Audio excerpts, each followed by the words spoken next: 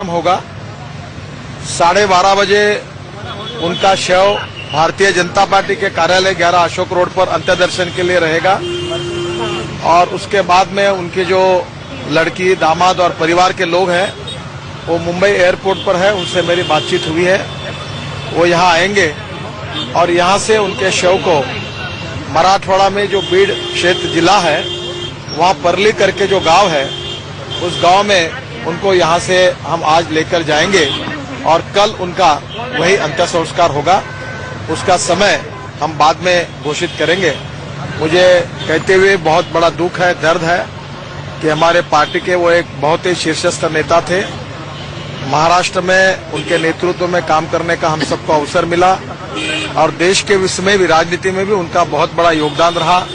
वो हमारे मंत्री बने और आज इस प्रकार का हादसा जो हुआ है वो मुंडे परिवार के लिए, भारतीय जनता पार्टी के लिए और हम सब के लिए एक बहुत बड़ा धक्का है। महाराष्ट्र की राजनीति और महाराष्ट्र के राजनीति में विशेष रूप से भी बहुत बड़ा धक्का है और इसलिए निश्चित रूप से सभी कार्यकर्ता महाराष्ट्र में, देश में इस घटना से बहुत दुखी है और माननीय प्रधानमंत्री जी को भी मेरी बातचीत हुई, उनको इसकी जानकारी दी है।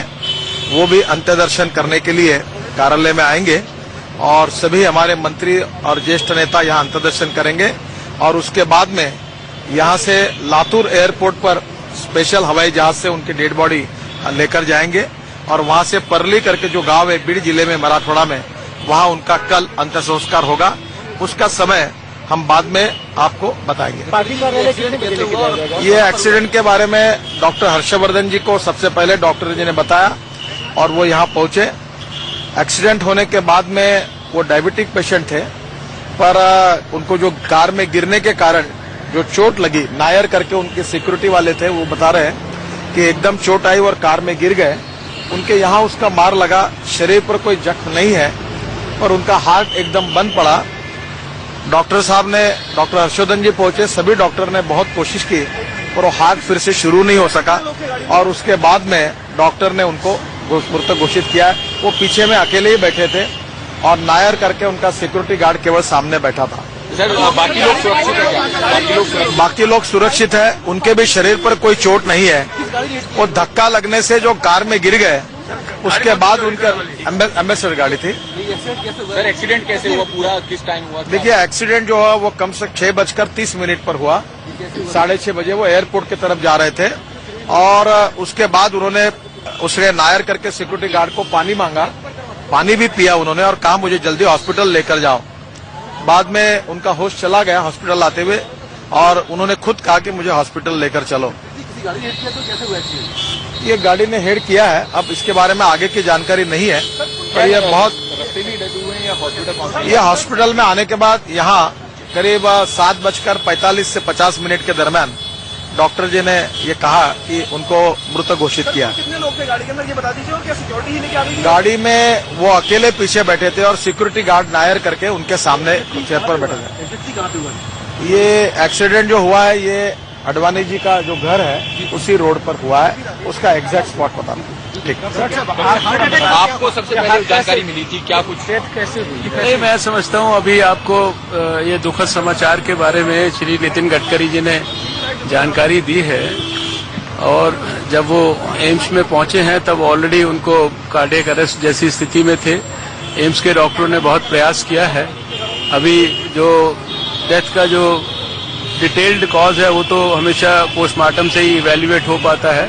पोस्टमार्टम की रिपोर्ट आएगी तो उससे जो डेथ का एग्जैक्ट कॉज है वो इवैल्यूएट होगा, लेकिन जब वो यहाँ पर आए तो वो बहुत गंभीर स्थिति में थे। जैसे ही मुझे जानकारी मिली मैं यहाँ पर आया और मैंने तुरंत जो है अपने सीनियर लीडर्स को भी इन्फॉर्म किया। अब भगवान से यही प्रार्थना करते हैं कि भगवान उन्हें अपने श्री चरणों में स्थान दे। उनके परिवारजनों को, हम सब भाजपा के कार्यकर्ताओं को, सबको बहुत तकलीफ है, बहुत दुख है, इसको शब्दों में व्यक्त करना बहुत मुश्किल है। एक्सटर्नली इंजरीज तो नहीं है ना? एक्सटर्नली सिर्फ उनके नाक के ऊपर एक थोड़ा सा जैसे एब्रेजन होता है, एक छोटा सा एब्रेजन है, इसीलिए जो एग्जैक्ट कॉज ऑफ डेथ है उसको पोस्टमार्टम से ही इवैल्यूएट करके कुछ बोलना उचित रहेगा। डॉक्टर साहब, हार्ट अटैक की भी बात आ रही है कि एक्सीडेंट के बाद। अब ये देखिए, अब ये पोस्टमार्टम की रिपोर्ट आएगी, सब पता लग जाएगा। अब ये तो सिर्फ एकेडमिक और थियोरटिकल डिस्कशंस हैं। Unfortunately he is no more with us. Gopinath Munde से जो जाहिर है राष्ट्रीय शोक भी घोषित करना। निश्चित रूप से प्रधानमंत्री से बात हुई है और सरकार के जो नियम है उसके अनुसार सभी इसमें प्रधानमंत्री जी ने मुझे किया है, उसी के अनुसार उनका अंत्य संस्कार सरकारी इत्माम से उनका जो गृह गांव है परली, जो मराठवाड़ा में महाराष्ट्र के जो बीड डिस्ट्रिक्ट में है, वहां होगा। और यहां से विशेष विमान से उनके परिवार और प्रमुख लोग लातूर एयरपोर्ट वहां नजदीक है, वहां लेके जाएंगे। 12:30 से 1:30 बजे तक कार्यालय में रहेंगे और 1:30 के बाद फिर एयरपोर्ट ले जाकर फिर उनको उनके गांव पे ले जाएंगे। प्रधानमंत्री भी पार्टी हेडक्वार्टर नहीं पहुंचे। प्रधानमंत्री का फोन आया है, मैंने उनको रिक्वेस्ट की है कि आप पार्टी हेडक्वार्टर 12:30 बजे आए। में शामिल होंगे पीएम साहब? वो तो अभी बताएंगे।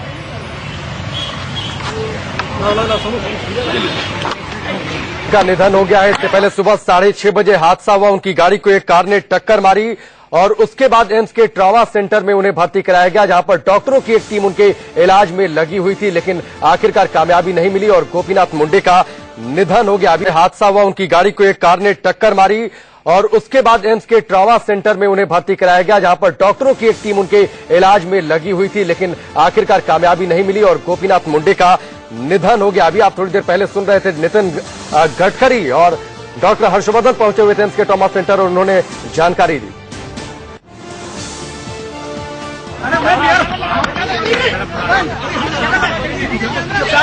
अरे यार, शांत हो जाइए। गडकरी साहब, क्या कुछ हुआ है? क्या मेडिकल को लेकर अभी तक क्या बोले? आज सुबह हमारे देश के ग्रामीण विकास मंत्री और भारतीय जनता पार्टी के हमारे नेता गोपीनाथ मुंडे जी सुबह एयरपोर्ट जाने के लिए निकले थे।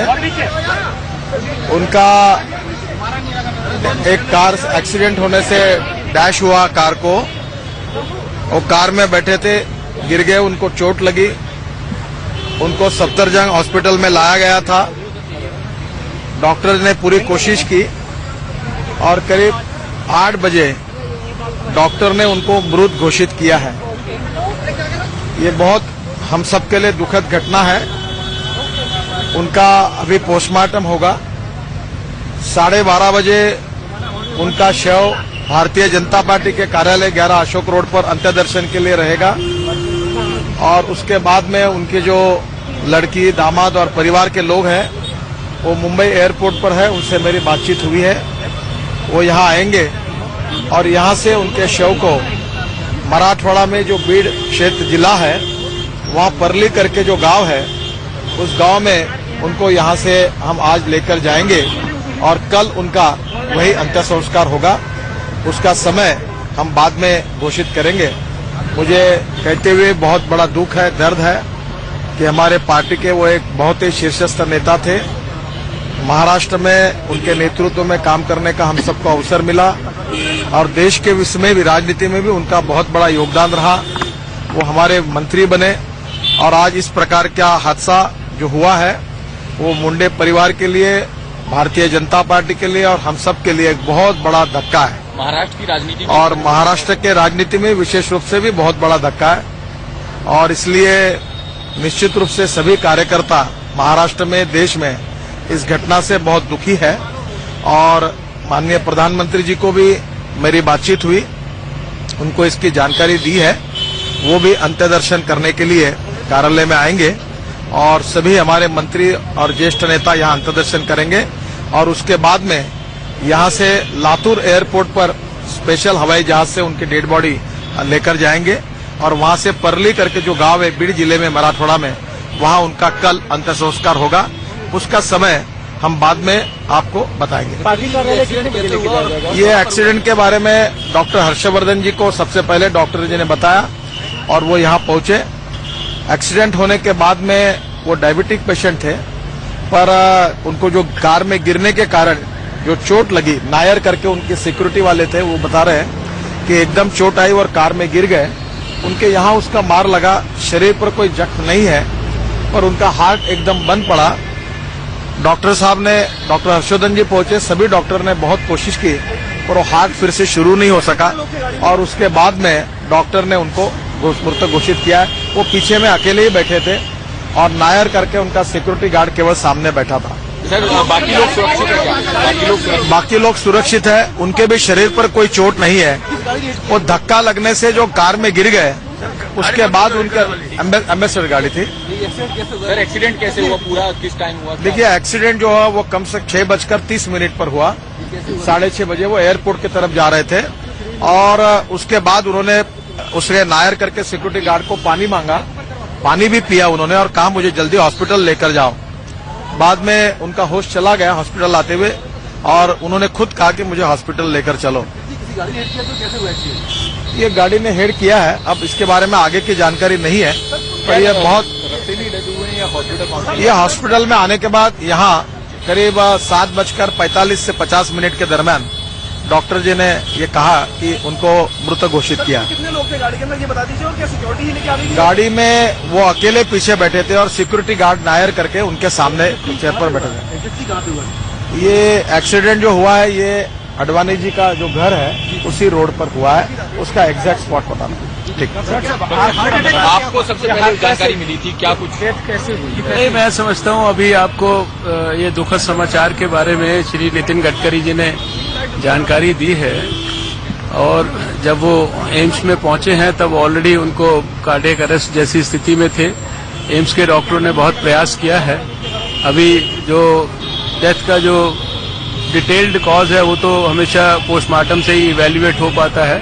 पोस्टमार्टम की रिपोर्ट आएगी तो उससे जो डेथ का एग्जैक्ट कॉज है वो इवैल्यूएट होगा, लेकिन जब वो यहाँ पर आए तो वो बहुत गंभीर स्थिति में थे। जैसे ही मुझे जानकारी मिली मैं यहाँ पर आया और मैंने तुरंत जो है अपने सीनियर लीडर्स को भी इन्फॉर्म किया। अब भगवान से यही प्रार्थना करते हैं कि भगवान उन्हें अपने श्री चरणों में स्थान दे। उनके परिवारजनों को, हम सब भाजपा के कार्यकर्ताओं को, सबको बहुत तकलीफ है, बहुत दुख है। इसको शब्दों में व्यक्त करना बहुत मुश्किल है। एक्सटर्नली इंजरीज तो नहीं है ना? एक्सटर्नली सिर्फ उनके नाक के ऊपर एक थोड़ा सा जैसे एब्रेजन होता है, एक छोटा सा एब्रेजन है, इसीलिए जो एग्जैक्ट कॉज ऑफ डेथ है उसको पोस्टमार्टम से ही इवैल्यूएट करके कुछ बोलना उचित रहेगा। डॉक्टर साहब हार्ट अटैक की भी बात आ रही है कि एक्सीडेंट के बाद? अब ये देखिए, अब ये पोस्टमार्टम की रिपोर्ट आएगी, सब पता लग जाएगा। अब ये तो सिर्फ एकेडमिक और थियोरटिकल डिस्कशंस हैं। Unfortunately he is no more with us. Gopinath Munde से जो जाहिर है राष्ट्रीय शोक भी घोषित करना। निश्चित रूप से प्रधानमंत्री से बात हुई है और सरकार के जो नियम है उसके अनुसार सभी इसमें प्रधानमंत्री जी ने मुझे किया है, उसी के अनुसार उनका अंत्य संस्कार सरकारी इत्माम से उनका जो गृह गांव है परली, जो मराठवाड़ा में महाराष्ट्र के जो बीड डिस्ट्रिक्ट में है, वहां होगा और यहां से विशेष विमान से उनके परिवार और प्रमुख लोग लातूर एयरपोर्ट वहां नजदीक है, वहां लेके जाएंगे। 12:30 से 1:30 बजे तक कार्यालय में रहेंगे और 1:30 के बाद फिर एयरपोर्ट ले जाकर फिर उनको उनके गांव पे ले जाएंगे। प्रधानमंत्री भी पार्टी हेडक्वार्टर नहीं पहुंचे? प्रधानमंत्री का फोन आया है, मैंने उनको रिक्वेस्ट की है कि आप पार्टी हेडक्वार्टर 12:30 बजे आए। सरकार में शामिल होंगे पीएम साहब? वो तो अभी बताएंगे।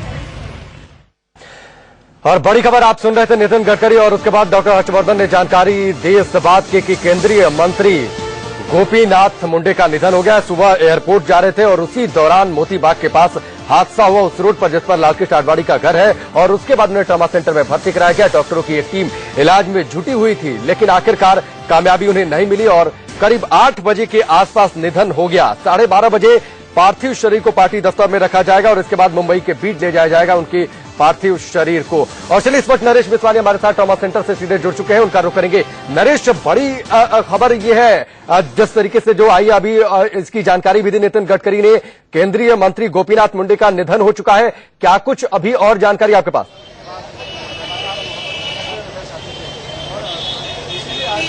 जी बिल्कुल, बड़ी खबर भी कही जा सकती है और बीजेपी के लिए काफी बुरी खबर भी कही जा सकती है कि गोपी मुंडे का निधन हो चुका है। और सुबह के 6:30 बजे के आसपास पृथ्वीराज रोड पर आडवाणी, लालकृष्ण आडवाणी का जो घर है उनके पास ही ये इंसिडेंट हुआ था और वहां पर जब इंसिडेंट हुआ तो उसके तुरंत बाद उनको अस्पताल में लाया गया, ट्रॉमा सेंटर में जब उन्हें लाया गया तो इस दौरान स्वास्थ्य मंत्री डॉक्टर हर्षवर्धन को भी जानकारी दी गई थी। इसके तुरंत बाद डॉक्टर हर्षवर्धन यहां पर पहुंचे थे और डॉक्टर हर्षवर्धन ने अपनी निगरानी में उनका इलाज यहां पर कराया, लेकिन यहां पर उनके लिए काफी बुरी खबर और काफी बड़ा झटका बीजेपी के लिए रहा कि सुबह 8 बजे के आसपास गोपीनाथ मुंडे का निधन हो गया। डॉक्टर उन्हें बचा नहीं पाए। हालांकि इस दौरान जिस गाड़ी से उनका एक्सीडेंट हुआ था, उनका जो ड्राइवर है उसको पुलिस ने फिलहाल हिरासत में ले लिया है। सूत्रों के हवाले से ये खबर आ रही है।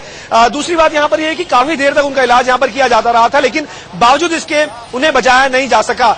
सुबह के वक्त वो आईजीआई एयरपोर्ट की तरफ जा रहे थे, उनको बीड़ निकलना था, जहां पर उनका गांव है वहां निकलना था, और रास्ते में ही उनका एक्सीडेंट हो गया। हालांकि इस दौरान गाड़ी के अंदर और भी लोग मौजूद थे, उनकी सिक्योरिटी थी, उनका ड्राइवर था, उनको कोई किसी भी तरीके की चोट यहां पर नहीं आई है। उन्हीं ने उनको यहां पर ट्रॉमा सेंटर में पहुंचाया था, और यहां पर जल्दी पहुंचने के बाद भी वो उनको बचा नहीं पाए डॉक्टर्स। हालांकि उनको जो चोट लगी है, नाक के ऊपर उनको चोट लगी थी, और इसके बाद उन्हें कार्डियक अरेस्ट भी हो गया था। डॉक्टर्स के मुताबिक उन्हें कार्डियक अरेस्ट हुआ था, और इसके बाद उनकी यहां पर सुबह 8 बजे के आसपास मौत हुई। राकेश, चलिए नरेश, हम आपके पास से लौट कर आएंगे। सुबह 8 बजे के आसपास निधन हुआ है गोपीनाथ मुंडे का, और इस वक्त मनीष अवस्थी हमारे पॉलिटिकल एडिटर हमारे साथ जुड़ चुके हैं फोन लाइन पर, उनका रुख करेंगे। मनीष, अभी नितिन गडकरी ने बताया कि किस तरीके से निधन हुआ है। हालांकि पुख्ता तौर पर जानकारी उन्होंने कहा कि डिटेल जो कॉज है वो पोस्टमार्टम रिपोर्ट आने के बाद पता चलेगी। वहां से क्या जानकारी है आपके पास? उनका परिवार मुंबई एयरपोर्ट पर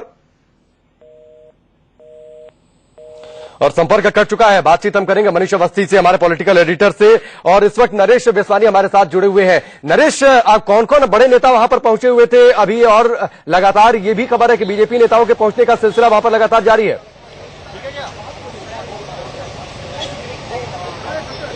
जी बिल्कुल, लगातार यहां पर बड़े नेताओं को पहुंचने का सिलसिला जारी है। डॉक्टर हर्षवर्धन यहां पर पहुंचे थे, साथ ही साथ नितिन गडकरी यहां पर पहुंचे थे, प्रकाश जावड़ेकर अभी पहुंचे हैं, उनसे पहले अनंत कुमार भी यहां पर पहुंचे थे, और अभी भी लगातार बीजेपी के बड़े नेताओं का पहुंचने का सिलसिला जारी है। आप डॉक्टर्स हमारे साथ हैं, डॉक्टर से हम बात करते हैं। Doctor Amit Gupta,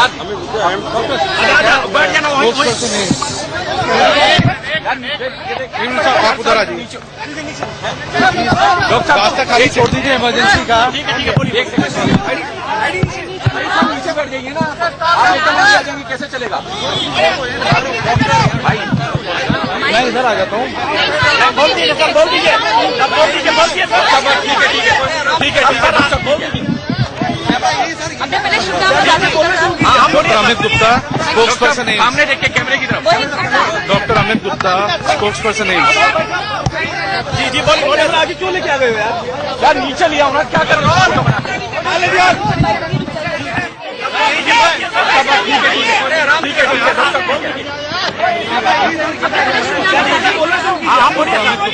spokesperson AIIMS. सामने देखिए कैमरे की तरफ।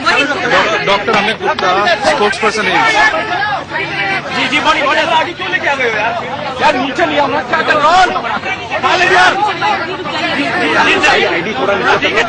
ओके। हाँ गुप्ता जी बताएं। मैम थोड़ा पीछे मुझे दीजिए। सोनू साइड जाओ।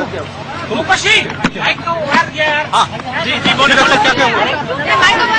Honorable Union Minister for Rural Development and Drinking Water, Sanitation and Panchayati Raj was brought to the emergency department of Jayaprakash Narayan Apex Trauma Center AIIMS at 6:30 a.m. today in the morning, that is 3rd June 2014, by his personal assistant and driver. Shri Gopinath Munde was sitting on the back seat of his car, which was hit by another car or any other vehicle at 6:20 a.m. from the side where he was sitting. On his arrival to the Apex Trauma Center AIIMS, there was no spontaneous breathing, no blood pressure, no pulse, there was no cardiac activity. So immediately CPR, cardiopulmonary resuscitation, was started and was continued for the next 50 minutes. Despite all aggressive resuscitative measures, Shri Gopinath Munde ji could not be revived and has been declared dead at 7:20 a.m. on 3rd June 2014. He was brought by the accompanying persons, his personal assistant and his personal driver. Sir Hindi में एक बार हिंदी में sir Hindi बोल दीजिए हिंदी में एक बार sir Hindi में बोलो sir एक बार जी सर हिंदी में कर दीजिए सर ये बताइए कि गाड़ियां एक मिनट पूरे हिंदी में बोले दीजिए हिंदी में बोले दीजिए हिंदी में बोलिए सर। श्री गोपीनाथ मुंडे जी ऑनरेबल यूनियन मिनिस्टर हैं rural development, drinking water, sanitation और पंचायती राज के। उनको आज सुबह 6:30 बजे उनके पर्सनल असिस्टेंट और उनके personal driver apex trauma centre AIIMS में लेके आए थे। उनके हिसाब से श्री गोपीनाथ मुंडे जी जिस कार में थे उस कार को एक दूसरी कार ने या व्हीकल ने हिट किया था करीब 10 मिनट पहले, और उसके बाद वो कार के अंदर कोलैप्स हो गए। जब उनको इमरजेंसी डिपार्टमेंट में लाया गया तो उनका कोई ब्लड प्रेशर नहीं था, उनकी सांस नहीं चल रही थी और उनकी हृदय गति भी रुकी हुई थी। चिकित्सा पद्धति के अनुसार उनको कार्डियोपल्मोनरी रिससिटेशन या रिवाइव कराने की पूरी कोशिश की गई, किंतु 50 मिनट के गहन रिवाइवल की कोशिश के बाद भी उनको रिवाइव नहीं किया जा सका और 7:20 पर उनको मृत घोषित किया गया। सर चोट कहाँ लगी थी? उनके किसी तरह की चोट इंटरनल एक्सटर्नल? वो अभी the body has been shifted to the mortuary for postmortem. एक बोर्ड गठित कर दिया गया है head of the department forensic द्वारा। क्योंकि ये मेडिको लीगल केस है इसलिए उसका पोस्टमार्टम होगा, उसके बाद ही उनकी मृत्यु के कारण के बारे में कुछ बताया जा सकता है। कितने डॉक्टर्स का मेडिकल बुलेटिन, कितने डॉक्टर्स का पैनल है पूरा और कौन कौन होगा? करीब 3 डॉक्टरों का पैनल है जिसमें फैकल्टी मेंबर्स हैं head of the department forensic द्वारा। क्योंकि ये मेडिको लीगल केस है इसलिए उसका पोस्टमार्टम होगा, उसके बाद ही उन 3 डॉक्टरों का पैनल है जिसमें फैकल्टी मेंबर्स हैं head of the department forensic द्वारा।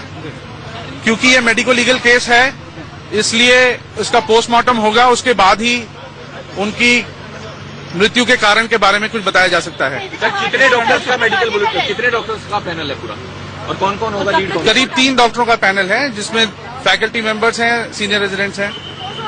सर मल्टीपल फ्रैक्चर है या पोस्टमार्टम अभी बॉडी को मॉर्चरी में शिफ्ट कर दिया गया है। पोस्टमार्टम बहुत जल्दी ही कर दिया जाएगा और उसके बाद बॉडी जहां भी उनके रिलेटिव्स ले जाना चाहते हैं उनको हैंड ओवर कर दी जाएगी।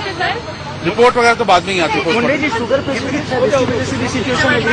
हाँ, मतलब मुंडे जी ऑलरेडी हाइपरटेंसिव हैं और शुगर के भी पेशेंट हैं और वो पहले से कुछ दवाइयां ले रहे थे, उसके बारे में भी हमें ज्ञात है। Right now there was no major external injuries on his body. We cannot say anything, but clinically we might say that he had a sudden cardiac death. किसी चोट की वजह से मौत? जी हम अभी कुछ नहीं कह सकते, पोस्टमार्टम के बाद PM with in half an hour शुरू हो जाएगा।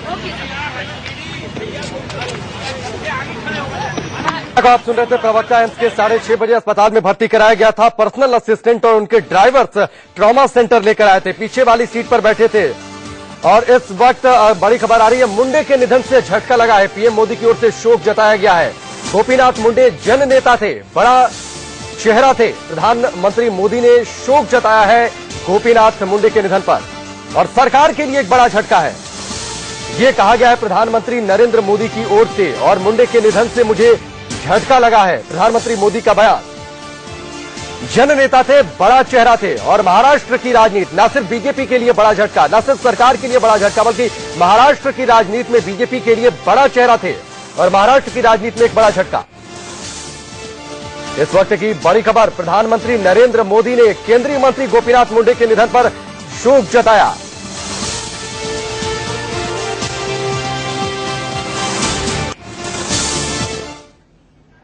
तो कैसे हुआ हादसा ये आपको बताते हैं। मुंबई जाने के लिए दिल्ली एयरपोर्ट के लिए निकले हुए थे और उनके साथ उनका ड्राइवर और एक पर्सनल असिस्टेंट भी था और उनको बीट जाना था। वहां पर सम्मान समारोह था। सुबह 6:45 पर मोती बाग के पास उनकी कार दुर्घटनाग्रस्त हुई। एक दूसरी गाड़ी ने उनकी गाड़ी को टक्कर मारी और उसी साइड टक्कर मारी जिस साइड बैठे हुए थे गोपीनाथ मुंडे। दूसरी कार ने इनकी गाड़ी को टक्कर मारी और उसके बाद इन्हें चोट आई और उसके बाद जख्मी हुए एम्स के ट्रॉमा सेंटर में भर्ती कराया गया। ग्रामीण विकास और पंचायती राज मंत्री गोपीनाथ मुंडे महाराष्ट्र के बीड से सांसद लगातार दूसरी बार और मोदी सरकार में ग्रामीण विकास मंत्रालय मिला। महाराष्ट्र के बीड में 12 दिसंबर 1949 को इनका जन्म हुआ था और जब मनोहर जोशी की सरकार थी महाराष्ट्र में, उस वक्त उप मुख्यमंत्री थे महाराष्ट्र में। 1995 से 2009 तक 5 बार विधायक भी रहे। 2009 में पहली बार सांसद चुने गए, बीड से ही सांसद चुने गए। महाराष्ट्र में सीएम पद के दावेदारों में से एक, महाराष्ट्र बीजेपी का सबसे बड़ा चेहरा। ग्रामीण विकास और पंचायती राज मंत्री जब मोदी सरकार बनी तो यह मंत्रालय मिला, यह जिम्मेदारी उन्हें दी गई और आज जा रहे थे बीड और बीड जाने के लिए निकले हुए थे दिल्ली से। और इस वक्त हमारे एडिटर इन चीफ दीपक चौरसिया हमारे साथ जुड़ चुके हैं, सीधे उनका रुख करेंगे। दीपक जी, बड़ी खबर, बीजेपी सरकार के लिए बड़ा झटका, महाराष्ट्र की सियासत में सबसे बड़ा चेहरा थे बीजेपी के लिए, इस लिहाज से भी बहुत बड़ा झटका।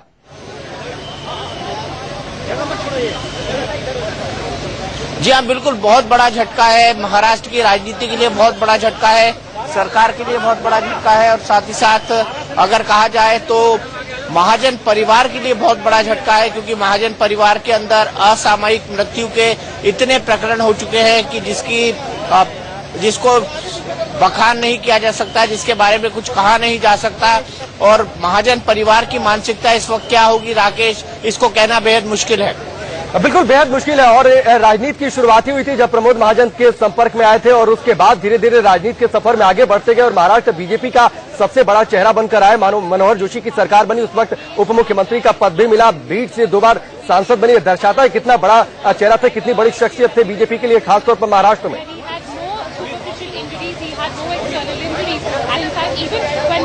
जी हाँ, बिल्कुल बहुत बड़ी शख्सियत थी और प्रमोद महाजन की हत्या के बाद ही उन्होंने तय किया कि उनको दिल्ली की तरफ अपना रुख करना है, इसीलिए उन्होंने बीड से चुनाव लड़ा और केंद्र की राजनीति में आ गए और उन्होंने कहा कि वो राज्य की राजनीति नहीं करेंगे। इसी के बाद उन्होंने बीड से दूसरी बार लोकसभा का चुनाव लड़ा और केंद्र में ग्रामीण विकास मंत्री बने और ग्रामीण विकास मंत्री में उनका हनीमून पीरियड पूरा भी नहीं हुआ था कि ये खौफनाक हादसा हो गया जिसके बारे में किसी ने सोचा भी नहीं था। अगर हम क्रोनोलॉजी ऑफ इवेंट की बात करें राकेश, तो बड़ा साफ है कि सुबह लगभग 6 बजे वो एयरपोर्ट के लिए निकले थे। उनके साथ उनका एक गनर, सिक्योरिटी स्टाफ और उनका ड्राइवर था और मोतीबाग फ्लाईओवर के पास उनकी कार की एक ऑन हेड कोलिजन होता है एक दूसरी कार से, अज्ञात कार से। उसके बाद वो गिर जाते हैं। गिरने के बाद वो बोलते हैं कि मुझे तुरंत अस्पताल ले चलो। उनको बेचैनी होती है, वो अनईजी होते हैं। उसके बाद वो पानी मांगकर पीते हैं। पानी मांगकर पीने के बाद उनको तुरंत एम्स ट्रॉमा सेंटर पहुंचाया जाता है। लगभग 6:30 बजे का वक्त होता है, लेकिन जब तक वो एम्स ट्रॉमा सेंटर आते हैं तब तक उनको कार्डियक अरेस्ट हो चुका होता है, यानी उनको हृदयघात, यानी उनको हार्ट अटैक हो चुका होता है और उनकी पल्स और साथ ही साथ रक्तचाप वो पूरी तरह से जा चुके होते हैं और डॉक्टरों की लाख कोशिश के बाद भी उनको बचाया नहीं जा सका है और 7:30 बजे डॉक्टर्स उनको मृत घोषित कर देते हैं। तो ये मुंडे परिवार के लिए, देश के लिए, बीजेपी के लिए एक बहुत बड़ी क्षति है राकेश। बिल्कुल बहुत बड़ी क्षति है, बहुत बड़ा नुकसान है और करीब 50 मिनट की जद्दोजहद चली, डॉक्टर्स ने कोशिश की लेकिन आखिरकार कोशिश कामयाब नहीं हुई। दीपक जी, आपने काफी करीब से राजनीति को देखा है और जिस तरीके से गोपीनाथ मुंडे की अगर बात करें, महाराष्ट्र बीजेपी, फिर इसके बाद शीर्ष नेतृत्व, किस तरीके का उनका व्यवहार, किस तरीके से वो लोगों से मिलते जुलते थे?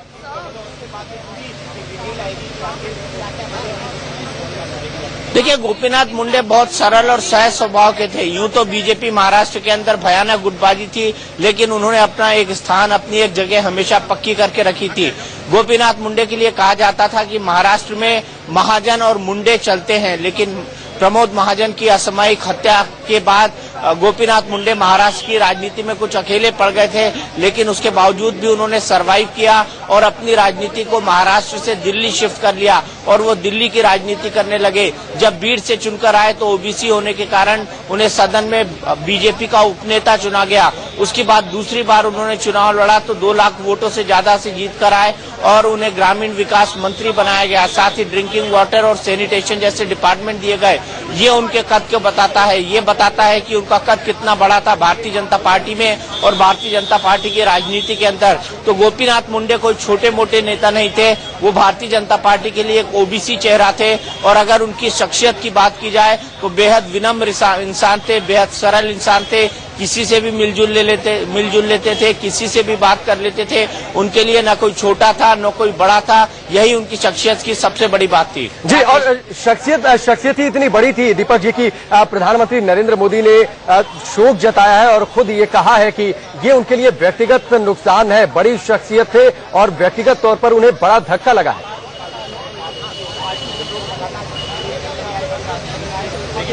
जी हाँ, बिल्कुल। नरेंद्र मोदी की कैबिनेट के पहले मंत्री हैं। नरेंद्र मोदी की कैबिनेट अभी बढ़ी है और पहले मंत्री हैं जिनके साथ एक दुर्भाग्यपूर्ण हादसा हुआ है। तो खुद नरेंद्र मोदी को इससे बहुत बड़ा शॉक लगा होगा। खुद नरेंद्र मोदी को इससे बहुत बड़ा शॉक लगा होगा। यूनियन काउंसिल ऑफ मिनिस्टर्स को इससे बहुत बड़ा शॉक लगा है कि उनके एक दोस्त जो है उनको इस तरीके से छोड़ के चले गए। और बहुत ही साधारण परिस्थितियां थी। किसी ने सोचा भी नहीं होगा कि कोई शख्स एयरपोर्ट के लिए निकलता है, एयरपोर्ट तक उसे पहुंचना होता है, बीड उसे अपनी कॉन्स्टिट्यूएंसी जाना होता है और उस कॉन्स्टिट्यूएंसी से पहुंचने से पहले एक सड़क हादसा होता है और उस सड़क हादसे में उसकी दर्दनाक मृत्यु हो जाती है। उनका पूरा परिवार इस वक्त महाराष्ट्र के अंदर है। चार्टर्ड प्लेन से उनको यहाँ पर लाने की कोशिश हो रही है और उसके बाद उनके शव को यहाँ से बीजेपी दफ्तर के अंदर रखा जाएगा और बीजेपी दफ्तर के बाद उसको महाराष्ट्र के पूर्णा ले जाने की कोशिश की जाएगी। पूर्णा ले जाया जाएगा जो कि उनका गृह नगर है, वहां पर उनका अंतिम संस्कार होगा। इसकी टाइम की फॉर्मेलिटीज अभी पूरी की जाएगी राकेश, लेकिन जाहिर सी बात है मोदी सरकार के लिए, मोदी कैबिनेट के लिए और खुद मोदी के लिए ये एक व्यक्तिगत क्षति है। बिल्कुल, मोदी सरकार और मोदी कैबिनेट के लिए बड़ा झटका है और इस वक्त उनका परिवार जिस तरीके से दीपक जी बता रहे थे मुंबई एयरपोर्ट पर है, चार्टर्ड प्लेन के जरिए दिल्ली आएगा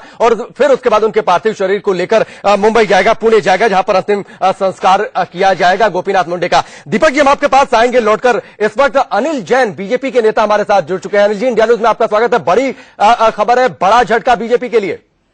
नहीं, निश्चित रूप से भारतीय जनता पार्टी के लिए बहुत बड़ा झटका है, क्योंकि गोपीनाथ मुंडे जी महाराष्ट्र के नहीं पूरी भारतीय जनता पार्टी के वरिष्ठ नेता थे और उनको बड़ा महकमा मिला और उसके बाद इस तरह की दुखद घटना हुई है। और वो जमीन से जुड़े नेता थे, महाराष्ट्र में जो जमीन से जुड़े और बैकवर्ड नेता थे और इस प्रकार किसी ने कभी सोचा भी नहीं था इस तरह से मुंडे जी हमारे बीच से चले जाएंगे। हम सब भारतीय जनता पार्टी के कार्यकर्ता बहुत इस समय शोक में है और पार्टी के लिए ये अपूर्णीय क्षति है, क्योंकि इतने वरिष्ठ व्यक्ति का इस तरह से चले जाना, जबकि महाराष्ट्र में राजनीतिक परिस्थितियां दूसरी तरह से करवट ले रही थी, उनको क्या क्या जिम्मेदारी हो सकती थी देश के लिए, भारतीय जनता पार्टी के लिए और महाराष्ट्र के लिए, ये अपूर्णीय क्षति है। जी अनिल जी, आपकी गोपीनाथ मुंडे से मुलाकात हुई, व्यक्तिगत तौर पर आपकी उनसे मुलाकात का अनुभव? नहीं, मैं मुंडे जी क्योंकि महाराष्ट्र से आते थे, बड़े नेता थे, लेकिन मेरा कई बार राष्ट्रीय कार्य समिति में पिछले 10 साल से जाना होता है, तो बहुत बार किसानों से जुड़े मुद्दे उठाते थे वो। और पिछली बार उन्होंने किसानों से जुड़े मुद्दे पर अपना पक्ष भी रखा था, प्रस्ताव भी रखा था। ग्रामीण पृष्ठभूमि के जितने मुद्दे थे मुंडे जी उठाते थे और उसमें बहुत ज्यादा रुचि लेते थे।